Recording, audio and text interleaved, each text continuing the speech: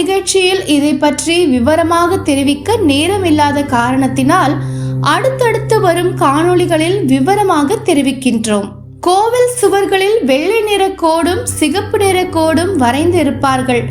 இதற்கும் காரணம் கேட்டோம் என்றால், சிகப்பு நிறம் பெண்ணின் கர்ப்பப்பை என்றும் வெள்ளை நிறம் ஆணின் உயிரணுவான விந்துவை குறிப்பதாக சொல்வார்கள்.